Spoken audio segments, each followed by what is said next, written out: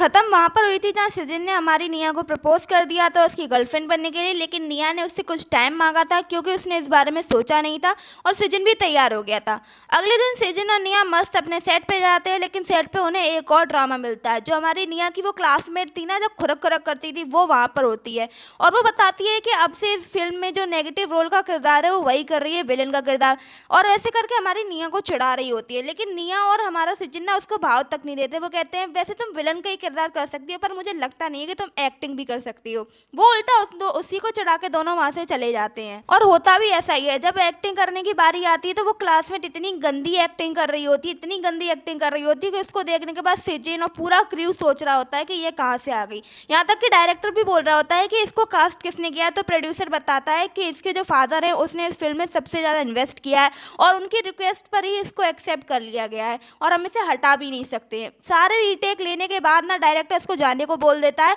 लेकिन वो बोल रहा होता है कि ऐसे काम नहीं चलेगा। अगर मूवी अच्छी बनानी है तो विलन तो अच्छा होना ही चाहिए। एक काम करो, किसी और को कास्ट करो और इसको ना दूसरा रोल दे देना। ऐसा वो प्रोड्यूसर से बात कर रहा होता है और ये सारी बातें ना सचिन सुन रहा होता है। सचिन ना तुरंत ही हमारी निया का नाम सजेस्ट कर देता है उन्हें कि आप लोगों को अगर सही लगे तो मुझे लगता है कि निया ये रोल अच्छा कर लेगी। वो निया को आगे करता है तो निया तो बिल्कुल ही मना कर देगी, तुम पागल वागल हो गए हो क्या, मैंने कभी एक्टिंग करना तो बहुत दूर की बात है, देखी भी नहीं है, मुझसे नहीं हो पाएगा। वो साफ मना कर देती, लेकिन सचिन उससे कहता है कि मुझे तुम पर पूरा भरोसा है, तुम बहुत बड़ी नौटंकी हो, तुम बहुत अच्छी एक्टिंग कर सकती हो, मुझे तुम पर पूरा यकीन है। ऐसा करके वो भेज देते हैं और होता भी ऐसा ही है। निया इतनी अच्छी एक्टिंग करती है कि उसकी एक्टिंग से सारा क्रू और खुद सचिन भी इमोशनल हो जाता है और ये रोल फिर निया को मिल जाता है। ये बात जब क्लासमेट को पता चलती है कि उसका रोल उससे छिन गया है और फिर छिना भी किसने, निया ने, तो उसकी तो भैया पारा ही हाई हो जाता है। वो निया से बदला लेने का ठान लेती है और वो निया को ना सबके सामने कहने लगती है कि निया मैंने तुम्हें डायरेक्टर के कमरे में जाते हुए देखा था, वही तो मैं सोचूं कि तुमने मेरा रोल छीन कैसे लिया, ऐसे गलत तरीके इस्तेमाल करते हो। और वहाँ पर जितने भी लोग थे वो भी कहने लगते हैं कि अच्छा ऐसा था इसीलिए रोल बदला गया, ऐसे सब बोल रहे होते हैं। निया कोई बेचारी लड़की तो थी नहीं, वो भी सोच रही थी कि बेटा तू रुक, तुझे अभी बताती हूँ। और वो ऐसे कॉल करने का नाटक करने लगती है कि मैं पुलिस को बुला रही हूँ, मैं पुलिस को बुला रही हूँ, जिसपे वो बोलने लगती है क्लासमेट कि तुम पुलिस को क्यों बुला रही हो। तो वो बोलती है कि अरे तुमने मुझे डायरेक्टर के कमरे में जाते हुए देखा, अब मैं तो गई नहीं, हो सकता है डायरेक्टर ने मुझे ड्रग्स दिए हों और उसके बाद मैं उस कमरे में गई हूँ, तुम मेरे लिए स्टैंड लोगी ना, तुम पुलिस के सामने मेरे लिए गवाही दोगी ना डायरेक्टर के खिलाफ। भाई साहब ये सुनते ही क्लासमेट के तो छक्के जुड़ जाते हैं, क्योंकि अब अगर पुलिस आई तो उसका सारा भेद खुल जाएगा, साथ में जो डायरेक्टर है ना को पता चलेगा तो वो उसे बॉयकॉट भी कर देगा मूवी इंडस्ट्री से। और होता भी कुछ ऐसा ही है, डायरेक्टर वहाँ आ जाता है सब कुछ देखकर और निया डायरेक्टर के सामने भी बोल रही होती है कि डायरेक्टर आपने मेरे साथ बदतमीजी की है ना, खुद देखो मेरे क्लासमेट ने देखा, अब ये है ना पुलिस को बताएगी और आपको जेल में भिजवाएगी। डायरेक्टर फिर सबको है ना वहाँ का सीसीटीवी फुटेज दिखाता है, तो निया तो गई नहीं थी, वो तो ये जानबूझ के कर रही थी ताकि वो क्लासमेट को मजाक जगा सकाए। अब सबके सामने निया तो बेकसूर साबित हो गई थी, लेकिन निया फिर है ना ऐसे बन के बोलती है कि क्लासमेट तुमने झूठा इल्जाम लगाया डायरेक्टर पे, मैं तो तुम्हारे भरोसे बोल रही थी, मुझे क्या पता। और ये बात ना डायरेक्टर को बहुत गुस्सा दिलाती है। वो कहती है कि मुझे तुमसे ये उम्मीद नहीं थी, आज के बाद तुम्हारे पापा कितने भी अमीर हो तुम इस मूवी में काम नहीं करोगी, इनफैक्ट मैं तुम्हें इंडस्ट्री में ही काम नहीं करने दूंगा।